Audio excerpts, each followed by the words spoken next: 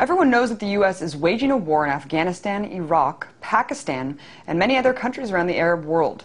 But a lot don't know that the U.S. is also waging war in Latin America.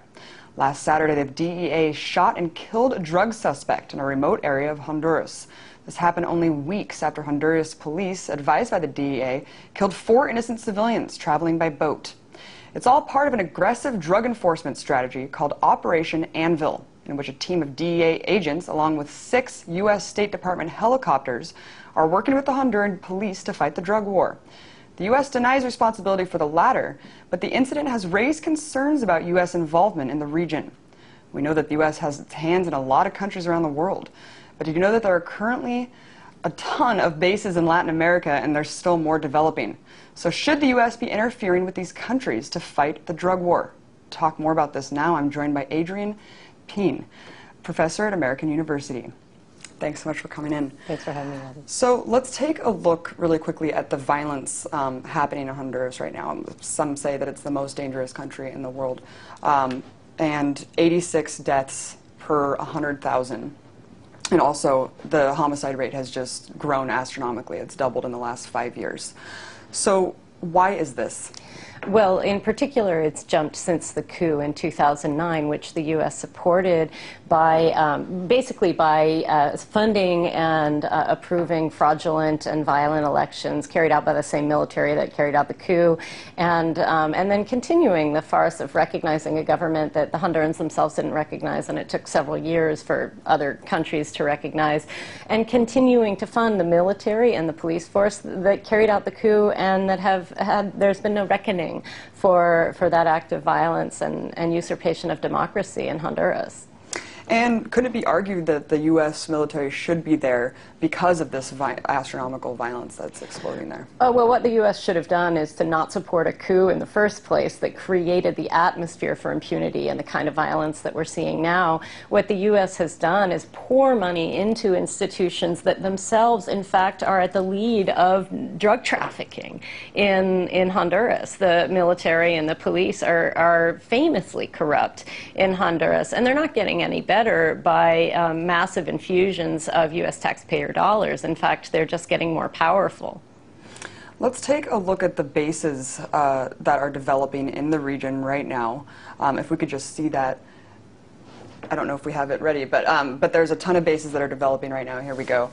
We're looking at it right now. I mean, how long has the U.S. really been involved? I mean, they're developing new bases all the time. How long has the U.S. been involved in this region? Oh, I mean, the U.S. has been involved in Latin America for centuries. I mean, specifically for the drug war. Yeah, in terms of the drug war, we've seen, in particular, we've seen in the example of Colombia, with Plan Colombia, the escalation of the kind of model for the drug war that we're seeing now implemented in Honduras. And of course, we're also hearing that the Afghanistan and Iraq models are being applied in Honduras. We're hearing that celebrated by the New York Times, which has sent embedded reporters in with the U.S. military in Honduras. And of course, before Iraq, we heard about the El Salvador and Honduras options being exported to Iraq. That is the CIA-trained torture model in those countries that worked in the 1980s being used in Iraq. And now it's being sent back to Honduras. And the result is the kind of massacres that we saw in the Mesquite region over the past 2 months. Do you think that the U.S. is using the drug war to just expand itself militarily in the region and just grow more influence?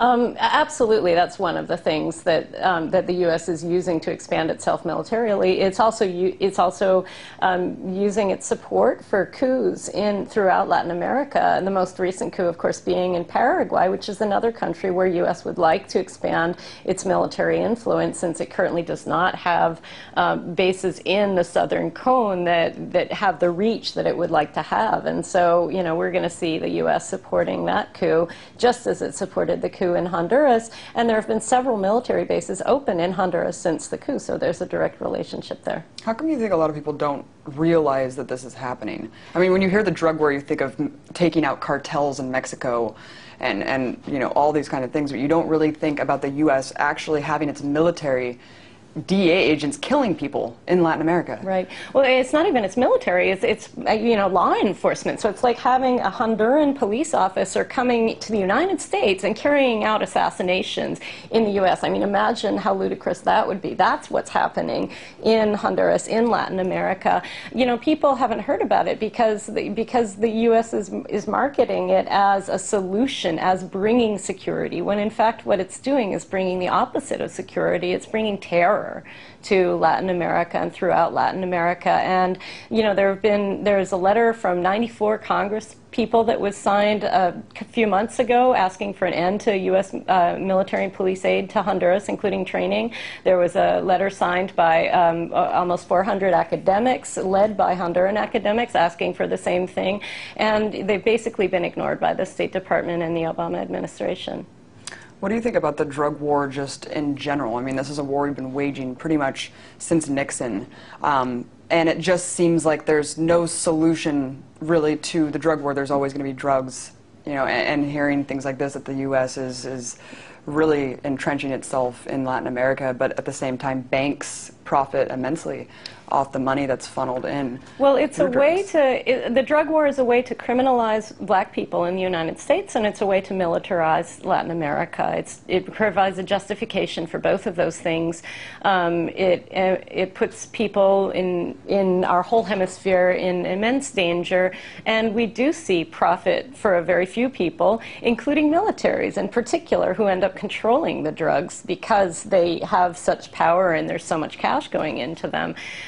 So, you know, I think the drug war is really a way, it's a mechanism of social control, and it also supports undemocratic regimes. Let's hear really quickly from the president of Ecuador. Your government closed the U.S. base at Manta. Can you tell me why you decided to close this base? But would you accept having a foreign base set up in your country, Julian? In any case, if the matter is as simple as I once said, okay, it's not a problem to set up a US base in Ecuador. We can give the go-ahead as long as we are granted permission to set up an Ecuadorian military base in Miami. If it's not an issue, they should agree. I mean, so why do you think that the U.S. feels the need to penetrate all these regions with the military and just set up all these strategic things? I mean, we just heard from him. He said, yeah, let us set up a base in Miami then if you're going to come and try to do it here. U.S. Government is protecting U.S. corporate interests throughout Latin America and throughout the world. There's resources